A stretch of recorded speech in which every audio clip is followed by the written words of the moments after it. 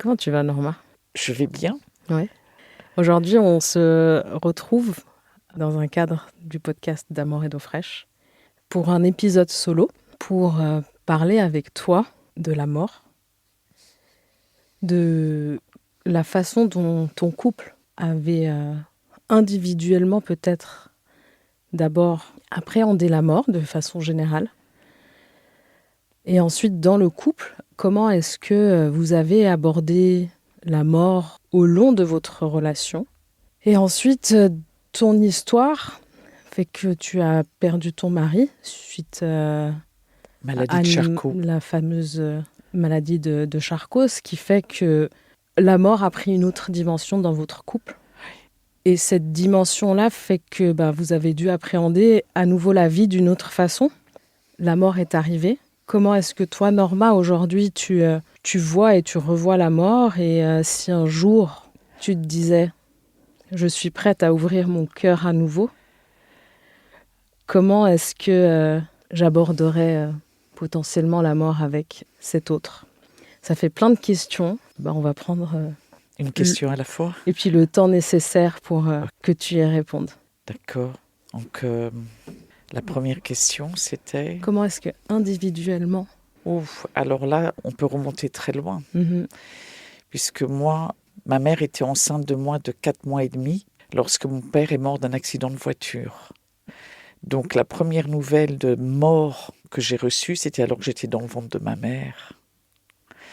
Et je suis née 5 mois plus tard, avec grande difficulté, puisque je suis un enfant né mort. Mon cœur s'était arrêté, ils ont dû me sortir de force, entre guillemets. Ils ont été obligés de me sortir parce que je ne sortais pas. Il y avait 3 semaines de retard, donc ils ont commencé à se poser des questions. Et ils ont pu me réanimer. Et voilà, je suis revenue à la vie miraculeusement. Et donc j'ai vécu. Donc ça a été mon premier rapport à la mort. Donc, la mort, c'est ma mère qui a abordé le thème de la mort dans ma vie auprès de moi pour m'expliquer la mort de mon père, pour me parler de qui était mon père et comment elle avait vécu la mort de mon père et l'impact que ça avait eu sur sa vie à elle et donc sur nous aussi. Pour ma mère, ça a été très violent. Je crois que dans leur couple, ils n'en parlaient pas de la mort. On est à la fin des années 50, début des années 60. Mon père était un homme de science, il était chimiste organique, il faisait des recherches sur la cortisone. Donc c'était quelqu'un qui était dans la vie, qui cherchait à trouver le médicament, la molécule qui permette de soigner. Et il est mort après avoir réussi ça. Donc j'ai grandi, je pense, quand je me revois aujourd'hui, j'en suis devenue consciente à partir de peut-être mes 10 ans. Et ensuite, j'ai été à la rencontre de la mort à travers la mort de certains amis qui ont été touchés par la drogue, par des addictions, par l'héroïne, et qu'on n'a pas pu sauver. Mais ça a été mes premières leçons où j'ai appris que je ne pouvais pas sauver quelqu'un de lui-même s'il ne voulait pas naître. Donc j'ai eu la mort qui est apparue dans ma vie à des étapes différentes de ma vie, d'une manière très différente. Après, j'ai eu mes grands-parents. Ça a été quelque chose de beaucoup plus doux, surtout mon grand-père. Mon grand-père nous a quittés, il avait 105 ans et demi. Et j'ai eu la chance d'être assis sur son lit à ses côtés, de lui tenir la main quand il a fermé les yeux et qu'il nous a dit au revoir définitivement. Ma grand-mère, elle est partie de la maladie de Parkinson. Elle est partie dans la nuit. On nous a appelés le matin. Après, je crois que la mort qui, avant mon mari, m'a le plus marquée, qui a été la plus difficile à m'expliquer et à accepter, c'est celle de ma mère, en 2017. Anticiper la mort de ma mère, c'était quelque chose d'impossible pour moi et d'impensable. Et justement, avec mon mari, du jour où on s'est connus, du jour où on est devenus liés, où on est devenus des amis autant que des amants et des êtres qui s'aimaient, et jusqu'à se marier et à créer une famille ensemble, on en parlait beaucoup. Parce que lui voulait m'aider à me préparer au jour où ma mère allait partir. Ma mère était très âgée, elle avait des problèmes de santé, elle était malvoyante, Et plus on avançait dans le temps, moins elle était heureuse dans cette vie. Parce qu'elle avait perdu toute forme d'indépendance. Et mon mari me disait qu'il fallait que j'appréhende. Et c'était quelque chose que je rejetais très virulemment. Comme quand j'ai appris que mon mari était atteint d'une maladie qui le condamnait, ça a été un choc pour nous tous.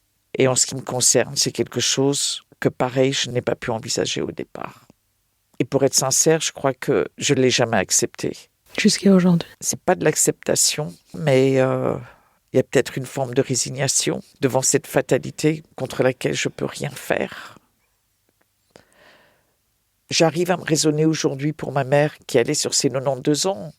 Donc j'arrive à me raisonner. Et je suis certaines choses que je regrette pour elle au moment de son départ de ce monde. Mais au moins on a pu vraiment bien l'accompagner jusqu'au bout et l'entourer de tout notre amour avec les enfants et petits-enfants. Et ça a été vraiment une dernière journée.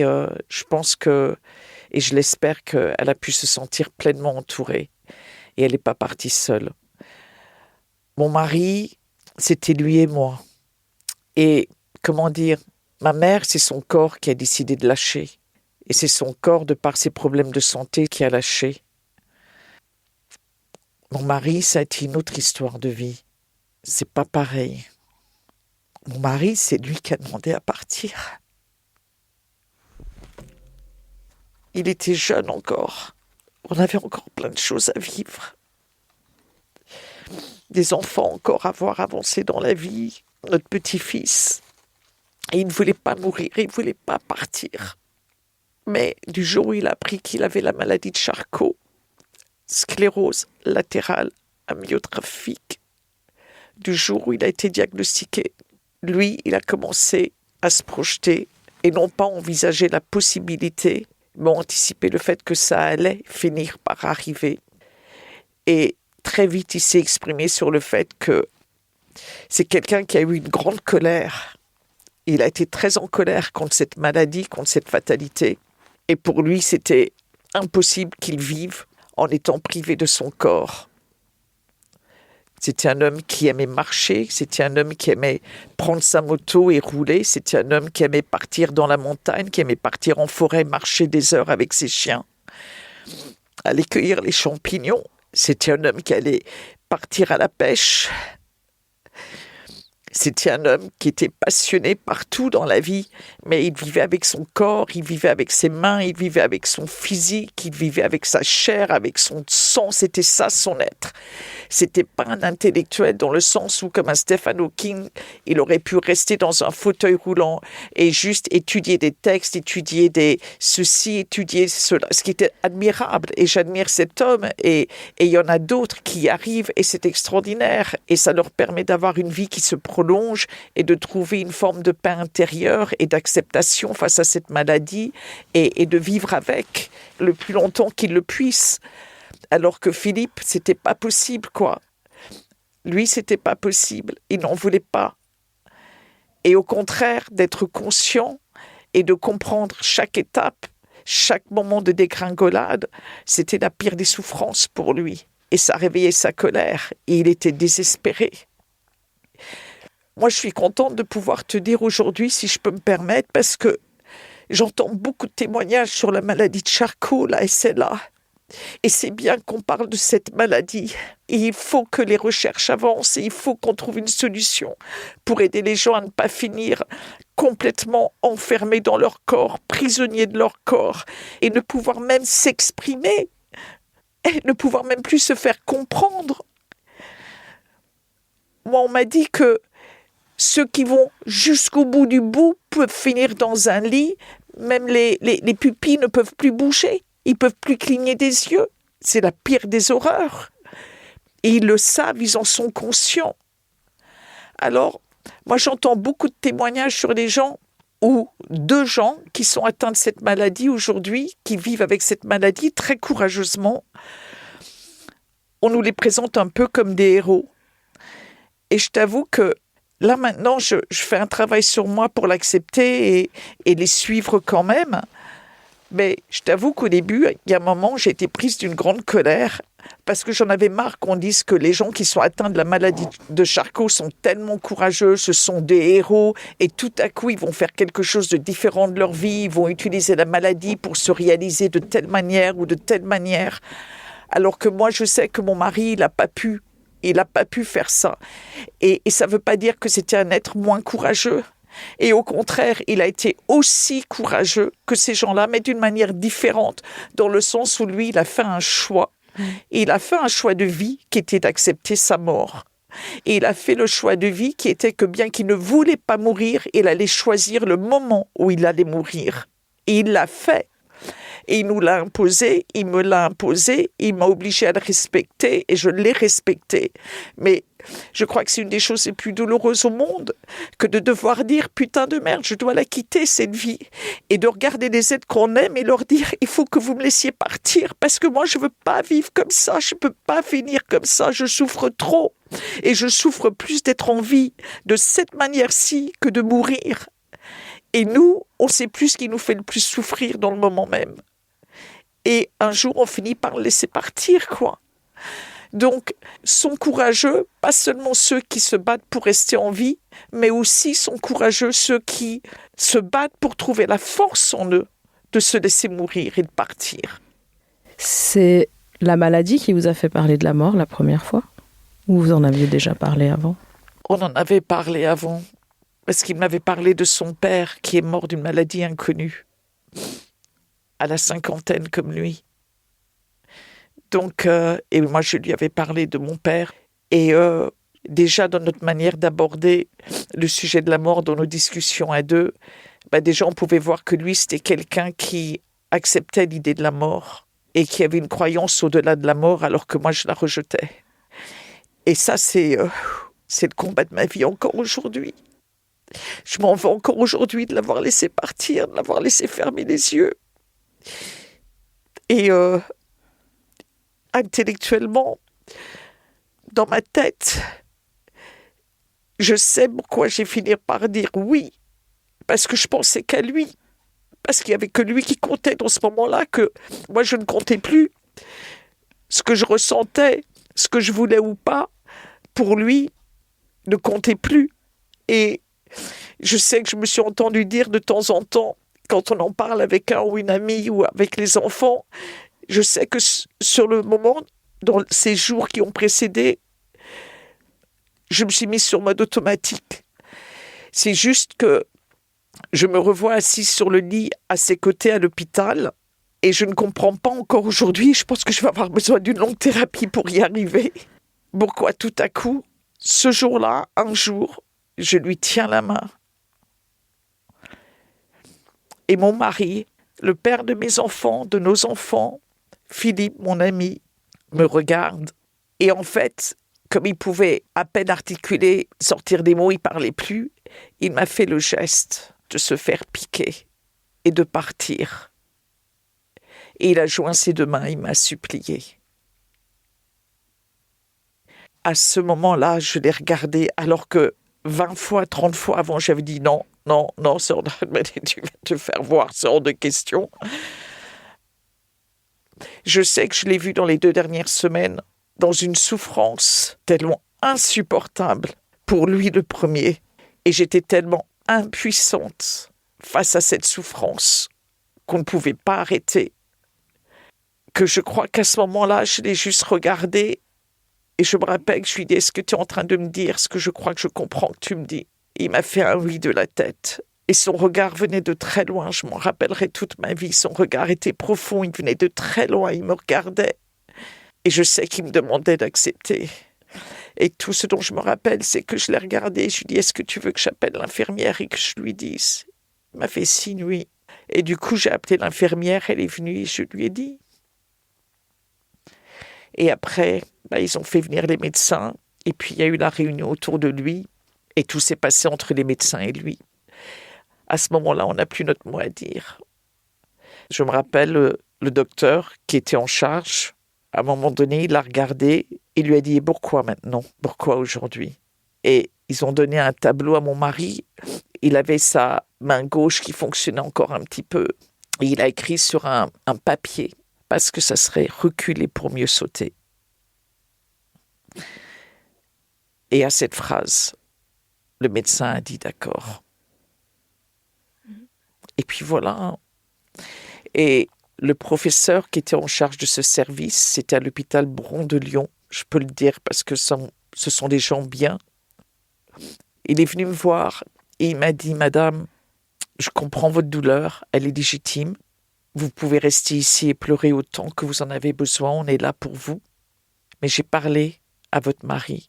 Je l'ai vu plusieurs fois, votre mari. Votre mari est un homme qui est en contrôle de sa vie, qui maîtrise sa vie. Alors respectez son choix et laissez-le la maîtriser jusqu'au bout.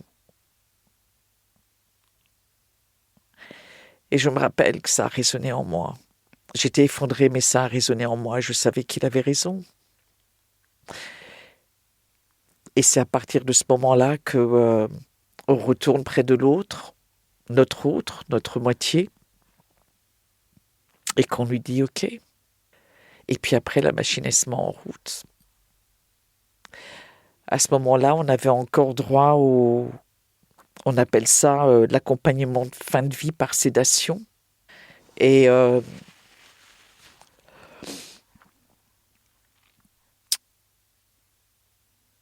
c'est une mort très longue. Nous, ça a pris 3 nuits, 3 jours. Pour moi, c'est un mélange de sentiments. Parce qu'en même temps, ça m'a donné le temps de l'accompagner, de le regarder s'endormir et ne plus souffrir. J'ai vu la douleur partir, j'ai vu le corps se détendre, le visage se détendre. J'ai pu le voir rentrer en lui-même. T'as pu l'accompagner jusqu'au bout? Ah oui. Alors, mon mari avait fait une demande.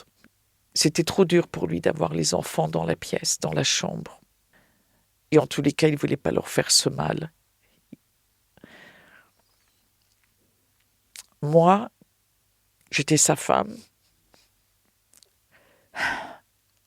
On s'était mariés pour le meilleur et le pire. Et le pire, c'était la mort. Le voir partir. Mais il savait que j'avais cette force, malgré moi, de rester à ses côtés, de l'accompagner.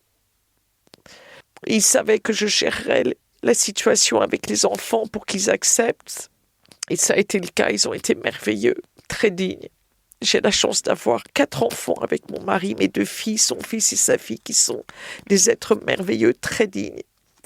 Et un gendre et un petit-fils, et une famille, vraiment, sont des gens bien, quoi, et qui ont été très dignes, et qui ont su respecter son choix aussi. Et c'était moi toute seule dans la chambre avec lui, en fait. Le dernier jour, surtout. Ils ont pu venir le voir les jours qui ont précédé, même quand le protocole était mis en place. Ils ont pu lui dire au revoir, chacun a eu son moment. On a même des amis qui ont écrit des mots, qui ont téléphoné, qui ont laissé des messages vocaux. D'autres qui ont pu venir en urgence pour lui dire au revoir. Et le dernier jour, à partir de la fin de la journée, on a évacué la chambre, si je peux me dire comme ça. Je ne sais pas comment dire autrement. Ce dont je me souviens, c'est que petit à petit, on a fait le vide autour de nous.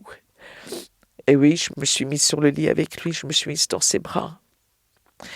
Et je peux me permettre de raconter ça parce que je crois que je te l'avais dit, c'est un grand détail d'importance par rapport à la question que tu poses, qui relate son rapport à la mort, son rapport à son départ de cette vie, comment il la vivait, cette mort qui s'approchait à grands pas à ce moment-là. Comment il la vivait pour moi, dans notre rapport de couple à ce moment-là. Et ce moment, c'est quelque chose qui est gravé en moi, mais c'est beau. C'est douloureux, mais c'est beau à la fois, parce que, et j'avoue que par moments, ça peut même me faire sourire avec plein de tendresse, parce qu'il a réussi à garder son bras autour de moi. Et à un moment donné, j'ai des larmes qui coulaient dans le silence, et ça coulait sur ma joue, sûrement. Et je me souviens que j'ai vu sa main passer devant mon visage, et tout à coup, j'ai vu ses doigts essuyer ma larme, et tout à coup, j'ai vu son index passer devant mon nez, et j'ai vu qu'il me faisait signe du doigt qui disait, c'était comme s'il me disait non, tu pleures pas, sois forte, tout va bien. Il a remis sa main sur mon épaule et je suis restée dans ses bras. Et c'est lui qui a été fort pour moi à ce moment-là. Il était prêt. C'est un homme pour qui j'ai une admiration profonde parce que 15 jours avant, il pleurait, 10 jours avant, il pleurait à l'idée de devoir partir. Il était comme un enfant qui ne voulait pas partir et qui avait peur. Et tout à coup, il a pris sa décision. Il est devenu d'une force. Il s'est enraciné. Je l'ai vu dans sa colonne vertébrale. Je l'ai vu entrer en lui-même. Je l'ai vu se concentrer. Je l'ai vu s'isoler pour se préparer à partir. Et je pense qu'il m'a obligée à être forte.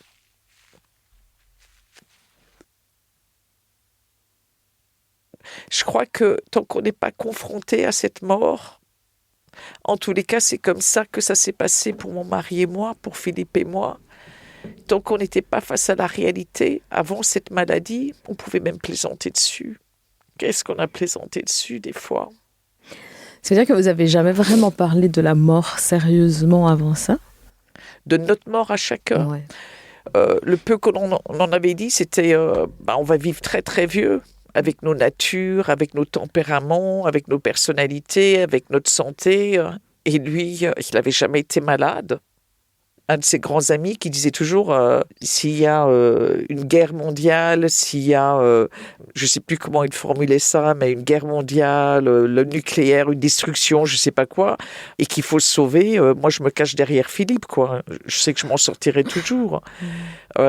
C'est quelqu'un qui, on était persuadé qu'il vivrait très vieux, quoi, qui serait même un vieux grincheux, qui irait dans la forêt s'isoler, reviendrait, boirait une bonne bière, ferait sa mécanique, raconterait des blagues qui faisaient plus rire personne, sauf lui. On finissait par rire de le voir rire et de savoir que c'était la énième fois qu'il nous avait raconté la même histoire. Et on pensait que ça irait comme ça jusqu'au bout et on était persuadés qu'on vivrait très vieux tous les deux. Donc du coup, les quelques fois où on a abordé le sujet de la mort ensemble, c'était en plaisantant. Après, même quand il était malade, des fois, je le taquinais. On pouvait se tenir un peu tête. Ou... Mon mari, il a voulu être enterré. Alors, quand il m'embêtait, je regardais, je disais, oh, toi, tu vas mal finir. Si tu crois que je vais t'enterrer, tu vas finir dans une urne, sur le rond-point. Et puis, on rigolait là-dessus, quoi. Mais... pour moi, même encore aujourd'hui, la mort, c'est quelque chose d'abstrait. J'arrive pas à définir la mort. Et quand tu penses à ta mort, comment tu te sens ? La mienne ? Ouais. Il y a au moins une chose qui me rassure, c'est que je vais être dans le même cercueil, enfin, pas dans le même cercueil, non, mais dans un cercueil au-dessus du cercueil de mon mari. Je vais être enterrée avec lui. Donc, il y a une chose qui me rassure, c'est que je sais où je vais être enterrée. La tombe est prête. Les enfants n'auront rien à faire. Juste à continuer à nous fleurir. Donc, je ne sais pas ce qu'il y a après la mort, mais je sais que mon cercueil rejoindra le sien. Et qu'on se retrouvera de cette manière-là déjà. Et que si je deviens cendre sous la terre, mes cendres retrouveront les siennes. Et c'est peut-être bête à dire, mais ça me rassure. Après, si on se retrouve à un autre niveau, je peux que l'espérer. Je ne sais pas ce qu'il y a après la mort, mais je sais que depuis qu'il est parti, avec ma mère, on a eu ça aussi. J'ai eu des signes de vie, bizarrement dit. C'était quel genre de signes ? Waouh, très concret. J'avoue que j'ai pas envie de les raconter. C'est vraiment tellement personnel, mais très concret. Et je sais avec ma belle-fille, avec qui on a à peu près la même approche, une approche de la mort et de la mort de son père très similaire. On a des besoins qui se retrouvent. Par exemple, on va chaque dimanche où on peut y aller pendant les beaux jours, plus souvent que pendant les jours hivernaux. On va sur sa tombe, on s'occupe de sa tombe ensemble, on la fleurit, on la refleurit. Et elle est croyante. Et moi, je ne suis pas croyante. Et pourtant, de la même manière, on a eu des signes. Et on a communiqué sur ces signes qu'on a reçus. Il s'est passé des choses quand on était ensemble qui nous ont fait nous regarder, nous dire « c'est pas possible, c'est lui ». Donc c'est décontenançant, mais je peux que espérer qu'il y ait autre chose après la mort, quoi. Ton appréhension de la mort n'a pas forcément évolué depuis ou Si, je crois pouvoir me permettre de dire qu'elle a quand même évolué d'une certaine manière par rapport au fait où je sais où je vais finir. Déjà, ça a l'air de rien, mais ça fait que je suis moins dans l'inconnu. Par contre, j'appréhende ma mort quand même. J'appréhende le moment où je vais mourir. Je me demande comment je vais mourir, de quoi je vais mourir. Et aujourd'hui, malgré tout, et pourtant, qu'est-ce que c'est douloureux de vivre sans Philippe. Je voudrais quand même vivre le plus vieille possible. Mais d'abord, j'adore mes enfants, j'aime mes enfants, je veux les voir avancer dans la vie, pouvoir être témoin des belles choses qu'ils font dans cette vie et les féliciter, être heureux avec eux, heureuse avec eux. Et mon petit-fils qui grandit, pareil. Et ouais, je crois que c'est ça qui me motive. Et puis, après, à partir du moment où j'ai fait ce choix, j'apprends à prendre soin de moi et je me donne des motivations pour avoir une bonne raison pour être là. Et je me dis peut-être que si je le rejoins un jour, vraiment, avoir quelque chose à lui raconter. Et peut-être que des fois, on ne parle pas toujours de la mort dans le couple avant la mort. Peut-être que des fois, on n'arrive pas toujours à tout dire. Moi, je sais que, et c'est peut-être un peu mon regret, à part le moment où je me suis résignée, où j'ai subi sa décision et que j'ai dû l'accepter, à partir de ce moment-là, j'étais sur l'autoroute, comme on dit.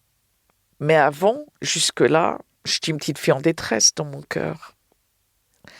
Et si lui m'abordait ce sujet, je le rejetais.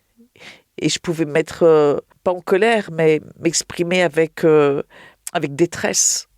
Et lui dire que c'est hors de question, c'est impossible, ça ne peut pas arriver. En tous les cas, pas aujourd'hui, pas demain, on a encore du temps, on a encore des années devant nous. Si on ne peut pas te guérir, on va arriver à te stabiliser, te permettre d'avoir une meilleure qualité de vie quand même, et pouvoir faire des choses quand même de toi-même. Mais lui, il savait. Je me souviens quand on s'est rencontrés la première fois, justement le jour où Philippe t'a dit ça y est, moi je pars. Et que toi, tu as eu justement cette réaction très rationnelle, très pragmatique, très ok, maintenant on met l'émotion de côté parce qu'on passe aux choses sérieuses et ça demande de partir. Et je me souviens que tu étais même étonnée d'avoir eu cette réaction. Oui. Et moi, en t'écoutant, je me suis dit, mais tiens, en fait, elle a eu cette capacité à un moment donné. En fait, c'est comme s'il y avait votre connexion d'âme à âme, et puis que là, on était dans quelque chose de sérieux. Et dans le sérieux, c'est pas qu'il n'y a pas de place à l'émotion, mais c'est que l'émotion est mise de côté. Et là, je te demande à toi, mon âme, de communiquer avec son âme. Et qu'on est dans une compréhension d'intelligence, en fait, qui nous dépasse. Mais que maintenant, il est temps pour moi de partir. Et sans ton accord, je ne pourrais pas partir. Et que ton âme a eu la force suffisante de dire oui, c'est bon. Excuse-moi, mais je crois que tu viens me donner la réponse. C'est peut-être ça, tout simplement. Ça s'est passé vraiment à un autre niveau. C'est son âme qui m'a parlé et mon âme qui l'a reçu.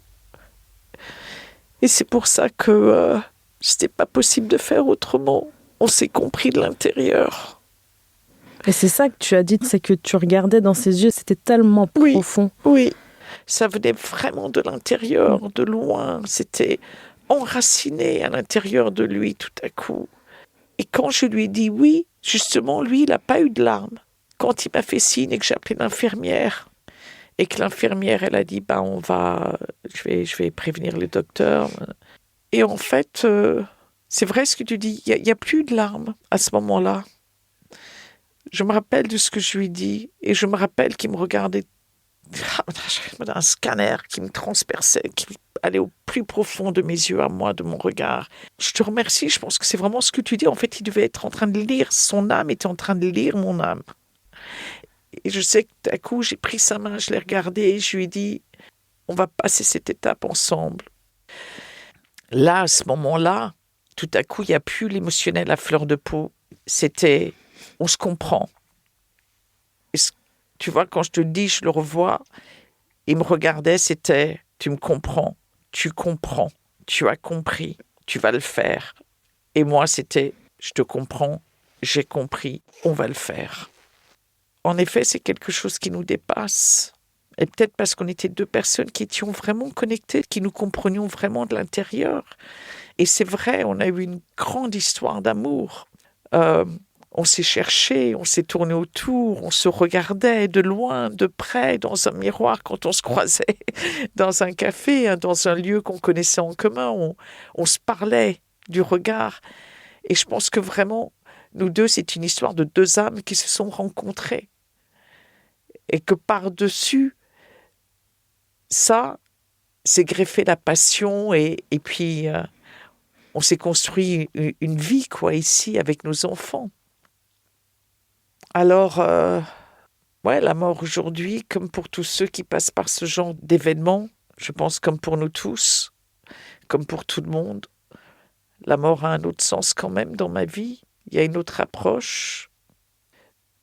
Mais je pense que si je devais accompagner quelqu'un d'autre, et je ne parle pas d'amoureux, mais je parle tout simplement de personnes que j'aime, ça peut être un ami, un membre de ma famille, que ce soit jamais un enfant, je pense que je ferais pareil, j'accompagnerais de la même manière, j'essaierais juste de mieux faire encore. Je sais que déjà, avec Philippe, par exemple, ma mère, je mourais d'envie de me mettre dans ses bras. Il y avait les enfants, les médecins qui venaient, les gens qui venaient. J'avais pas osé. Et bien, Philippe, j'ai dit, je le fais. Donc, ce serait plus à ce niveau-là que ça change. C'est qu'est-ce que j'ai pas su peut-être apporter à l'autre dans le moment dont il avait besoin, être encore plus à l'attention pour lui donner jusqu'au bout. Alors moi, je dirais plus ce dont toi, tu as eu besoin finalement. Parce qu'avec ta mère, tu as eu un besoin que tu n'as pas réussi à combler. Ouais. Et qu'avec Philippe, tu t'es dit non, moi j'ai besoin de ça, donc je vais le faire. Oui.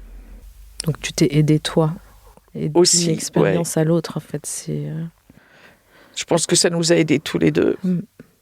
Oui, je pense que si ça doit m'arriver à nouveau un jour, avec un proche, qui que ce soit, j'essaierai juste d'être encore plus attentive et attentive aux deux, ouais. Et juste, être bien dans la communication. Peut-être avoir bien moins peur d'en parler. Oser poser un peu plus de questions, peut-être. À celui qui part, tu dis ? Ouais. Moi, mon mari, très vite, il a été très carré. Il a pris un papier.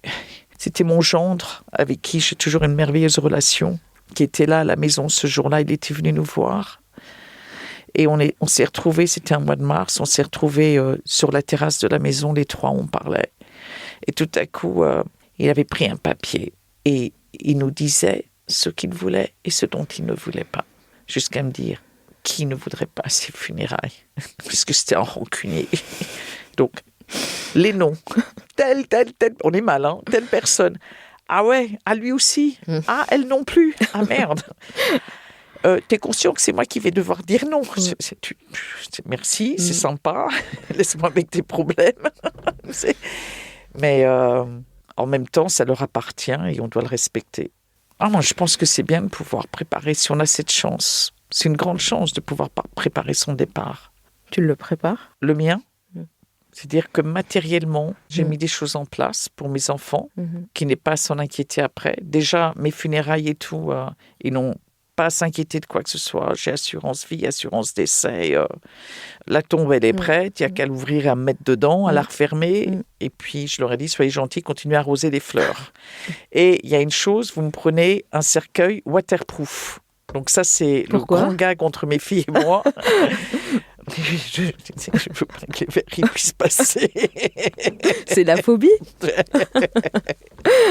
Ça existe ? Non, je ne sais pas. Ah. C'est un gag. Je disais avant, je veux un cercueil blanc, épais et waterproof. Ok, ouais. Bon, maintenant, je m'en fous. Mais de ce point de vue-là, oui, il y a une partie qui est prévue. Après, il n'y a pas grand-chose d'autre que je puisse faire.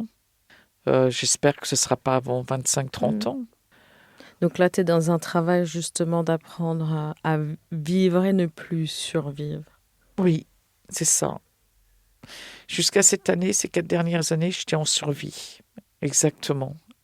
Et là, maintenant, j'en suis à un point où j'essaye de vivre. Je dirais que concrètement, depuis cet été, petit à petit, ça commence. Je me donne des projets. Je me suis programmé un joli voyage pour le printemps. Et je pense que c'est un voyage qui peut m'aider. Je veux partir seule, loin, pour redécouvrir et peut-être m'aider à me redécouvrir. Et dans l'espoir de voir des belles choses de cette vie, de ce monde, sur cette terre, sur cette planète, dans un autre pays, peut-être des rencontres, mais ces rencontres que l'on fait comme quand tu voyages et tout à coup tu t'assois sur une terrasse, tu es tout seul et tu tournes et hop, il y a quelqu'un qui te parle et puis vous commencez à avoir un échange et puis au bout de 2 heures, bon, au revoir, c'était super de t'avoir rencontré et tu pars.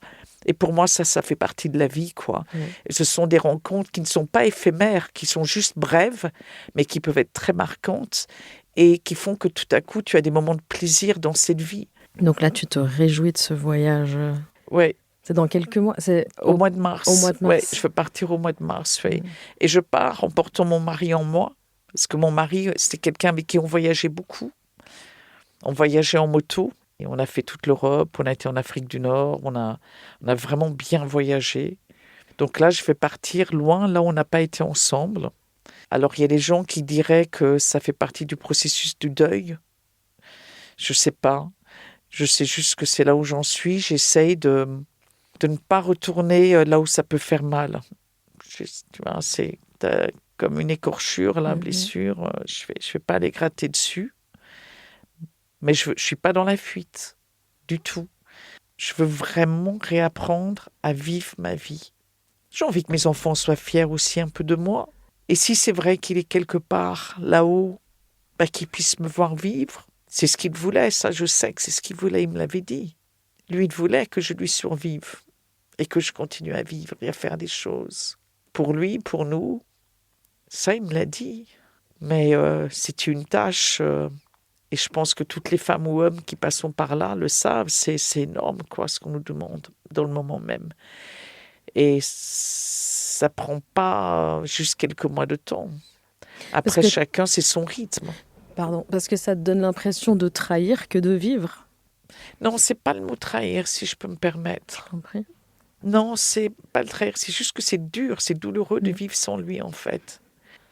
C'est juste qu'on avait appris à être heureux ensemble, quoi. Et maintenant, tu dois apprendre on n'avait même pas eu besoin d'apprendre. Heureuse seule, voilà, en fait, on était tacitement, on était spontanément, magnifiquement heureux ensemble. On savait se rendre heureux. Donc, continuer à vivre dans ce sens sans lui, c'est douloureux. Ce que j'essaie de dire, c'est que j'essaie de réapprendre à vivre sans être dans cette douleur. J'essaie de soigner cette douleur. Et c'est ce que j'espère dans ce voyage que je vais faire au mois de mars, où je vais partir loin, toute seule. J'espère que c'est le chemin de la guérison que je suis en train d'emprunter et je veux apprendre à ne pas souffrir de pouvoir vivre un bon moment sans lui, quoi. Oui, c'est une réflexion que je m'étais faite, justement. Moi, j'avais perdu mon père, je savais qu'il était malade, donc j'ai, entre guillemets, anticipé sa mort. Et suite à sa mort, ce que j'ai remarqué, en fait, c'est que oui, tu anticipes sa mort, mais tu n'anticipes pas ta vie après sa mort. Oui. Et c'est ça que j'ai trouvé intéressant. Ah tiens, ok, on se prépare à la mort de l'autre, mais on ne se prépare pas à notre vie sans l'autre. Ah bah oui. Et ça, je pense que c'est quand même important. Dans l'anticipation de la mort de l'autre, c'est aussi l'anticipation d'apprendre à vivre sans l'autre. Oui. Qui suis-je, en fait, sans toi? Ah ouais. En fait, je suis moi. Avec ou sans toi, je suis moi. Maintenant, je dois retrouver ce chemin vers moi. Donc, je te souhaite de te retrouver durant ce voyage. Merci, c'est gentil. C'est ma fille aînée qui m'a dit, mais... parce qu'à un moment donné, j'ai eu un doute. Et elle m'a regardée, elle m'a dit, maman, va, pars. Tu nous as sorti ça un jour de nulle part. Je vais dire la destination. Je vais partir au Vietnam. Oui. Pourquoi? Tu nous avais jamais parlé du Vietnam. Mais tu connais le Vietnam ou Ah pas non, du tout? du tout. Non, non, D'accord. du tout. Elle m'a dit donc, c'est venu de nulle part. Un jour, tout à coup, tu me dis, je veux partir au Vietnam. Il y a une raison. Vas-y. C'est pas pour rien. Pars. Et ça m'a convaincue. Et en fait, je crois que je pars. Voilà, c'est ça. Je pars chercher la raison pour laquelle je pars. C'est pas mal comme raison. Ouais, je Ouais, pars chercher la raison pour laquelle je pars. Et j'espère la retrouver, cette raison là-bas. je te le Et souhaite revenir très avec une fort. réponse. Et que ça m'aidera à continuer à vivre. Et je sais que mon mari doit encore m'attendre. Et s'il est quelque part là-haut, par là, dans l'univers, s'il est quelque part autour de nous, si c'est vrai qu'il y a une vie après la mort et que les êtres que nous aimons et qu'on a envie de retrouver, qui veulent nous retrouver, sont par là, ben je sais qu'il sera fier de moi, de voir que je prends ma vie en main, que j'essaie de continuer et il m'attend de pied ferme. Et qu'ils fassent attention quand ils vont jeter de cercueil, ça va rebondir. Surtout s'il est en béton waterproof. Béton waterproof, ça. Donc, ouais, pour répondre à ta question sur est-ce que je pense à la mort tous les jours, est-ce que ça me hante? Non. Est-ce que je pense à la vie et comment vivre cette vie malgré la mort et la mort de ceux que j'aime et sans eux? Oui, ça, oui, tous les jours de ma vie, à chaque moment de la journée. Puis il y a des moments où je pense que c'est difficile. On a envie de se laisser aller, mais on ne se laisse pas aller. On continue. Mais voilà quoi. Je te souhaite un très beau voyage au Vietnam.